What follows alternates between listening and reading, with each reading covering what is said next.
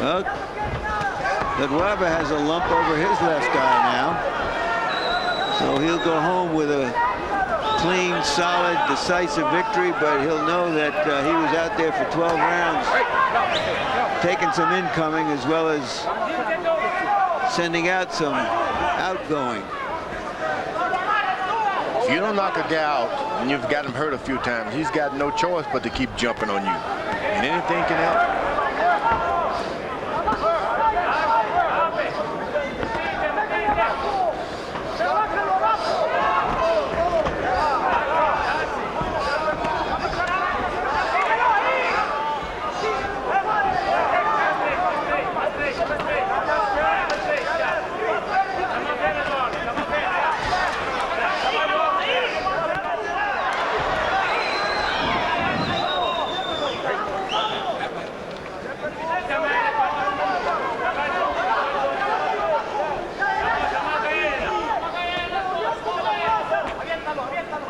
Lesinolo Ledwaba looking for the 33rd victory in a career that stretches back to October of 1990.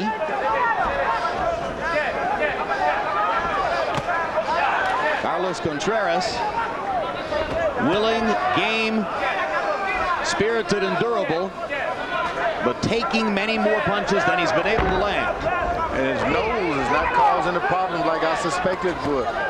He's the aggressor and he's breathing well, considering. Nor has Sam Williams had any occasion to stop the fight the last couple of rounds, as we thought for a while might be the case when Ledwaba was so accurate and so devastating in the 7th, 8th, and 9th rounds.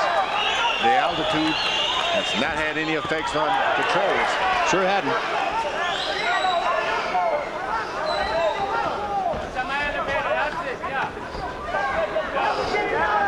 Ledwaba is barely hanging in there.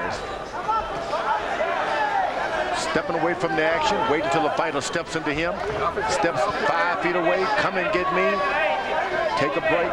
Pretty amazing. If any fighter has tired over the course of the 12 rounds, it's Ledwaba. That's what you do in the ring. You keep moving away, make the fighter come to you, get you a breather. 10 seconds to go, and he's waiting on every 10 seconds to pass. 10 seconds to go. Not a knockdown, a slip, and that will do it for Ledwaba's title defense against Carlos Contreras. South African crowd appreciative of their own as they rise to applaud Ledwaba for a technically brilliant performance.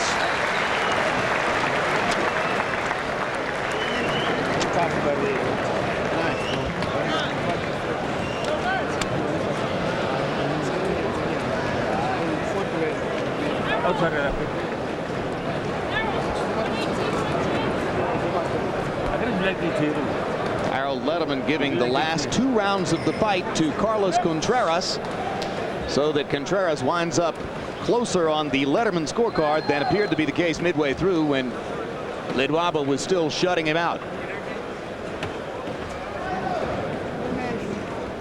Looks like there's a South African heavyweight section over to our left where both Pierre Coetzer and Corey Sanders are standing together. Coetzer, who said that he wanted to come to the fight to renew acquaintances with his old buddy George Foreman. And now George gives Coetzer a wave. Awfully friendly for a couple of guys who fought spiritedly against each other years ago.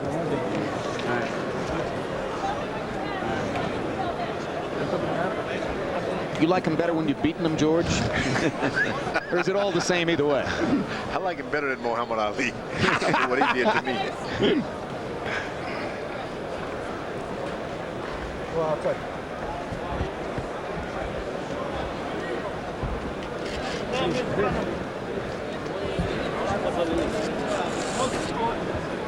Scorecards being totaled up. Preliminary bout prior to a World Heavyweight Championship fight upcoming in a matter of minutes between Lennox Lewis and Hasim Rahman. Local time just after 5 o'clock in the morning here at Carnival City, just outside Johannesburg, South Africa. And final CompuBox numbers for Ledwaba's near whitewash of Contreras. Ledwaba landing 253 punches more, Contreras actually winding up throwing 22 punches more than his opponent. Look at the difference in connect percentage. Power shots, another area in which Ledwaba was stunningly accurate, 267 out of 509 to 119 out of 585 for Contreras. Not a lot of jabs in the fight.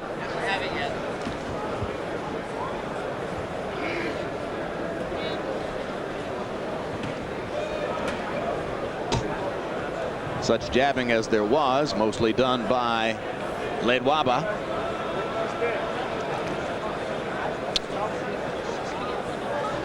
In 35 fights, Ledwaba has fought almost exclusively in South Africa. He's had fights in England and in Scotland. Has never been to the United States of America, but would like to come. Let's get in with Bob Arum. He'll bring him over. Cedric Kushner might have something to say about that, George. He's his promoter. And just to correct you for a moment, Jim, I do think he fought one fight in California early in his career.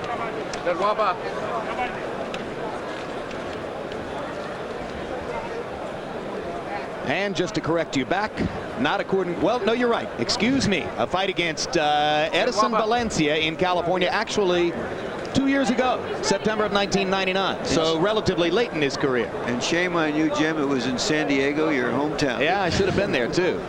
I was probably off doing a boxing match for HBO that weekend. That would be my excuse. And let's go to ring announcer Duncan Pollock for the official numbers on this one. Ladies and gentlemen, prior to us getting to the result, I think a nice big round of applause. Let's all know Ledwaba, Carlos Contreras.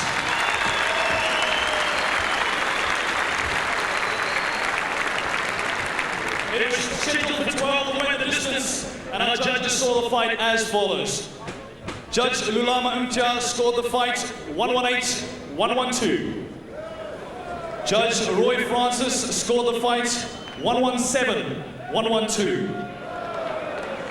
And Judge Larry Hazard scored the fight 118-110. Ladies and gentlemen, our winner, and still the IBF Junior Middleweight Champion of the world, Ledwaba hands the stone, Ledwaba.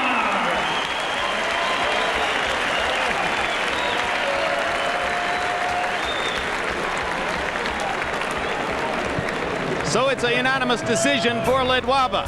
Still to come tonight, the heavyweight championship battle between champion Lennox Lewis and the challenger Hasim the Rock Rahman from Baltimore, Maryland. Rahman has been here in South Africa for more than a month. Lewis for only 12 days. Will that be an advantage for the Rock? Let's look ahead to some upcoming programs here on HBO. Welcome back live to ringside. Exactly 7 years ago this month, the nation of South Africa held its first free elections, threw off the brutal racial separatist system of apartheid that kept it isolated from world affairs for nearly 50 years, and began the transformation in which it is now still involved. The man given most credit for the force of will that created the People's Revolution, Nelson Mandela. Nobel Prize winner, former president, father of modern South Africa. Yesterday, our Larry Merchant boarded a plane to Mozambique to speak to Mandela. Let's take a look at their conversation. What is the origin of your passion for boxing? Well, in my younger days, I was also a boxer. And I admired men like Joe Louis and Joe Walcott and people like Rocky Marciano. But our real hero was Joe Louis. He inspired us in the 30s also to go to boxing. And that is how I became an amateur boxer. What kind of fighter were you? Well, you know, we had a very good trainer. Before you sparred with anybody, he would teach you the stance, how to stand, how to hold your arms, how to defend, and how to hit from the shoulders and to avoid the swings. Do you have any vivid memories of a particular amateur fight you were in? Well, I don't want to deal with that now because fortunately I had a trainer who was very, very cautious. And for one to say I never lost a fight appears to be boastful, which I don't want to do. What kind of impact did Muhammad Ali have on you? Did he inspire you in any way politically while you were in prison? Muhammad Ali firstly built a hall in my honor. And then his refusal to go to Vietnam, to go and fight there, and the reasons that he gave, it made him an international hero. And those news could not be shut out by prison walls. And he became a real legend to us as well in prison. What are the qualities you most admire in prize fighters? He must be able to demonstrate all the basic rules of boxing, and especially how to deliver a punch and how to defend yourself, and how to move away from punches, so that it should be rare, because there are many boxers where the opponent will never even be able to land a punch on his body. Finally, Mr. Mandela, how do you reconcile your convictions about peace, about nonviolence, with your passion for a sport that many people think of as primitive and brutal?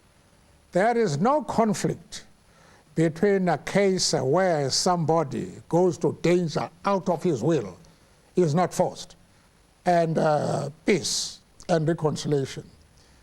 A person does what he thinks is best for him, for his development and so on. We live in a democratic world, and I don't associate myself with those that say boxing should be banned, because nobody is forced to enter this game.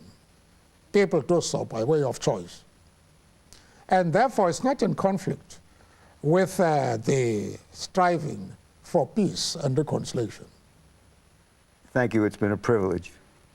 Thank you very much. It has been a privilege to talk to you.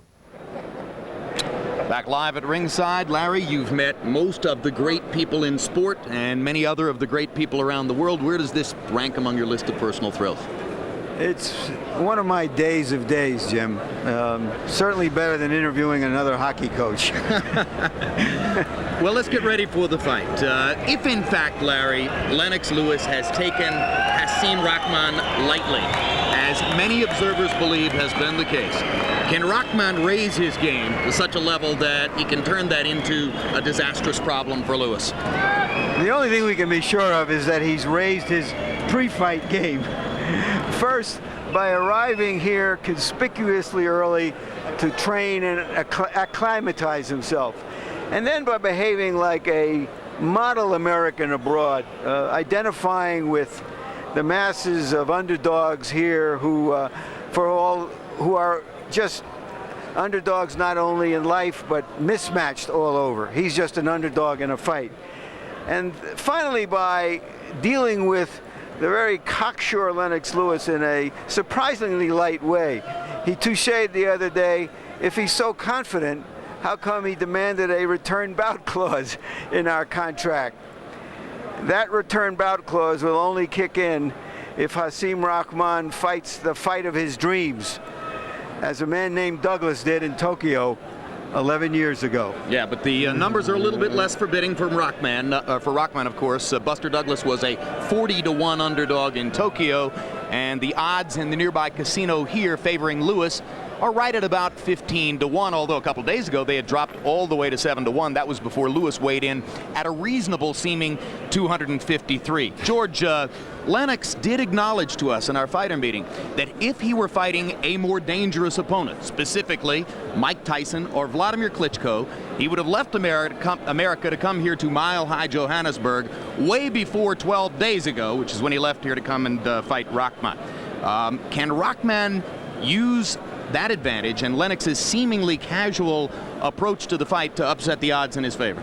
Yeah, because Lennox could be going against a much dangerous opponent than he can imagine. Overconfidence.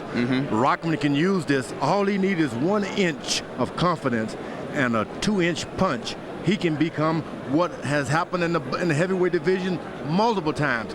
The new heavyweight champ of the world. It has happened. And happened you're to saying me categorically that Lewis has been overconfident in his approach. Maybe so, but then he weighed in just right. Yeah, it looked pretty good. Let's take a look at the tail of the tape. As a matter of fact, Lewis a few days ago got on scales here with clothes on and weighed 268. That frightened a lot of people. Then yesterday when he got on the scale, he was back to a more reasonable seeming 253.5. Lewis is 35 years old, 7 years older than Rahman, but Lewis, of course, relatively untouched for 35. His height advantage stays in place, 3 inches here against Rahman. Rahman with only 2 inches less in reach, and he says, despite Lennox's long jab, I think I can jab with him. Punch stat numbers, Larry. Take a look at their relative activity against David Tua. You can see that Rahman, who is as far ahead of Tua as Lewis was in their fight through the first 8 rounds, was much more active. And it's in the jabs that we might see whether this can be a fight. Can the jabber be out-jabbed by the challenger?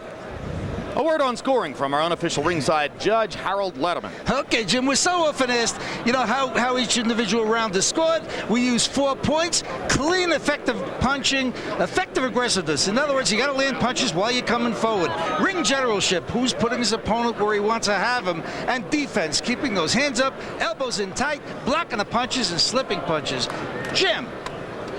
All right, Harold. As the challenger, Hasim Rahman will enter the ring first. Rahman's made a lot of friends here in South Africa. Longest inactive stretch of his career since a fight against journeyman Frankie Swindell. Prior to that, he had a 7th round TKO over South African star Corey Sanders in a slugfest on HBO.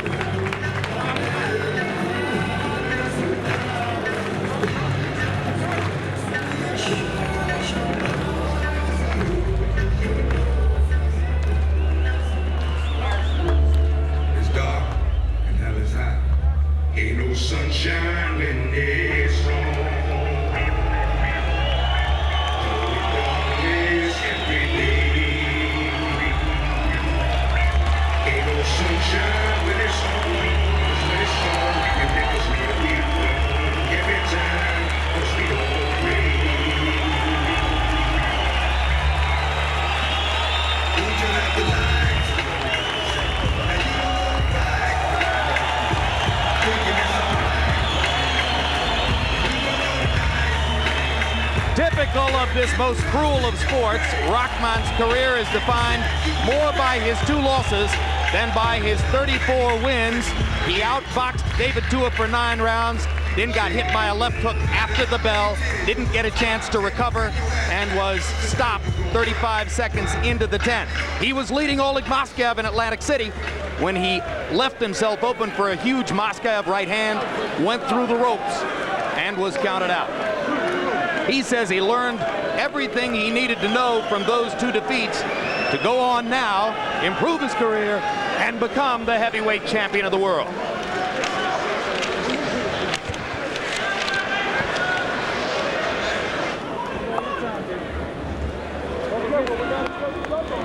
And now the crowd waits to see the undisputed heavyweight champion.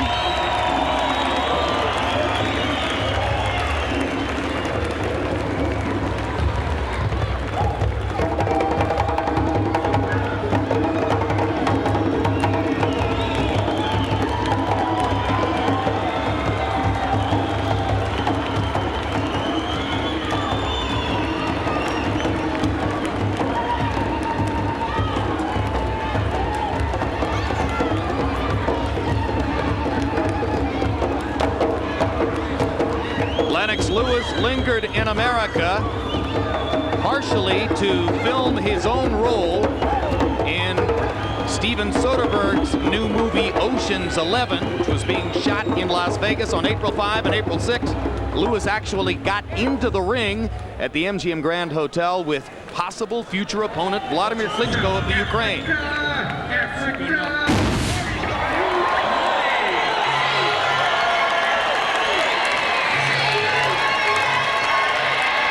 And millions watching around the world.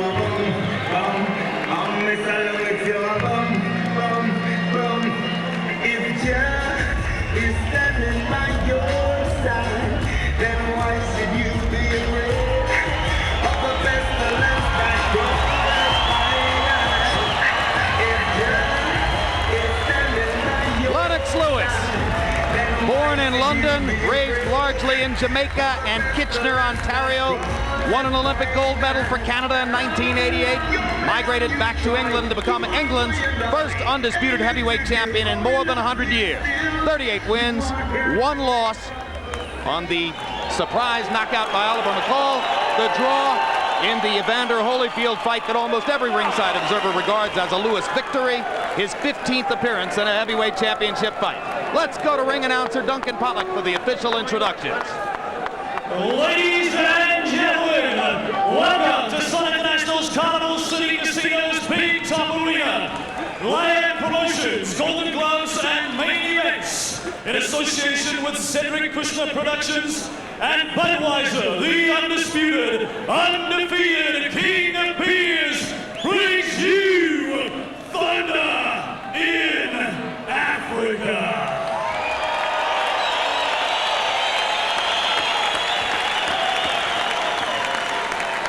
Ladies and gentlemen, this is for the WBC, IBO, and IBF heavyweight world titles. Our supervisors from the WBC, please welcome Mr. Frank Quill from Melbourne in Australia and Mr. Sam Ramsamy from Johannesburg in South Africa. Our supervisor from the IBF, Marion Muhammad from New Jersey in the United States. And from the IBO from Florida in the United States, Mr. Ed Levine. Our judges at ringside. From Washington, D.C. in the United States, Valerie Dorset. From London in England, Mr. Dave Paris. And from Johannesburg, South Africa, Mr. Thabo Spanpool.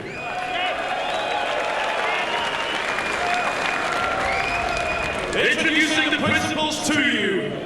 Fighting out of the blue corner on my right, he weighed in at 107.96 kilograms, 238 pounds. His record, 34 wins, 2 losses, 28 wins by way of knockout.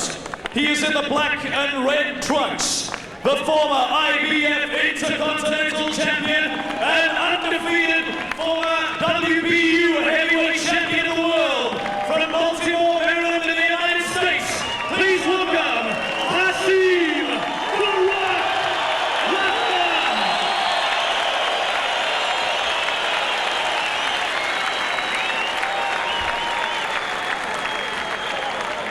Ladies and gentlemen, the referee for this fight from Teveren in Belgium, Mr. Daniel van der Wielen. We get to the champion. He weighed in 114.99 kilograms, 253.5 pounds.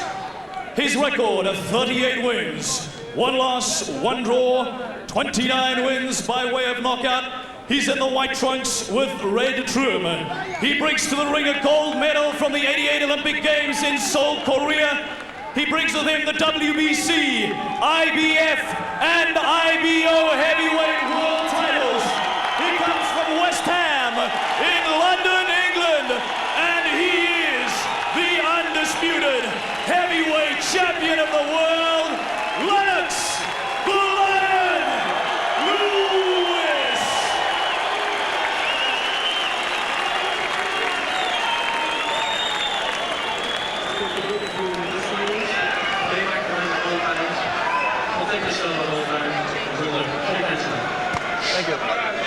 I saw a sign in Soweto the other day that said, Africa is not for sissies, dare to succeed.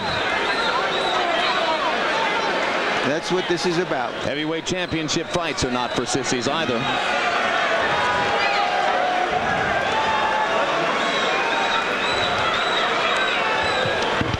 As the two fighters walked around listening to Duncan Pollock's introductions, Lennox Lewis leaned over and whispered to Emmanuel Stewart, who then went to the referee and asked him to go to Rahman's camp and have them lower his cup and his trunks.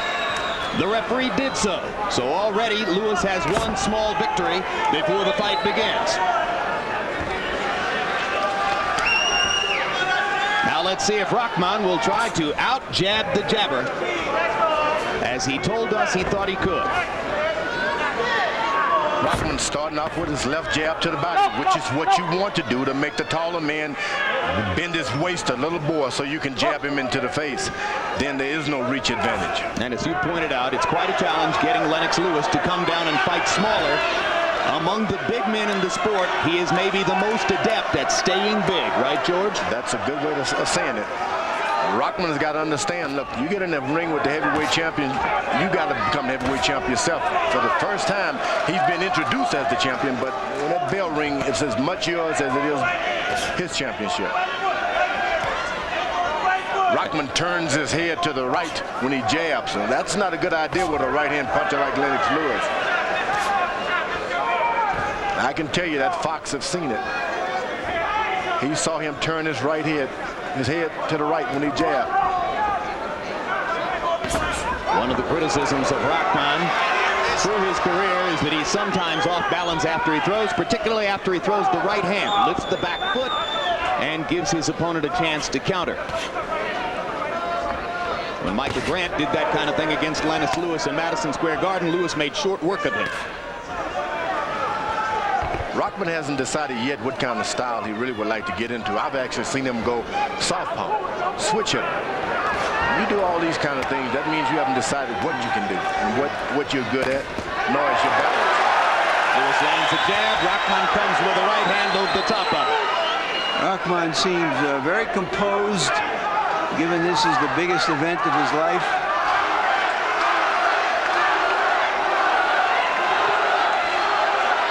He hasn't done anything to make Lennox Lewis be a little self-conscious yet. If you're going to step in and be the shorter man with your left jab, you got to step in with all your might to make his jab become a toothpick and yours a bowling ball. Rahman stepping around Lewis's left there to tap Lewis on the face. Incidentally, if you have not seen The Rock before, he was once in a devastating traffic accident, which he survived to go with 500 stitches on his head. The right side of his face has a lot of scar tissue, but he has not had problems cutting in that area. Lennox Lewis is not the kind of fighter who likes coming after you at all. He's a good counterpuncher, and he prefers that his challengers come to him. That's why he's not reaching out as much yet. I gave that round to Rahman.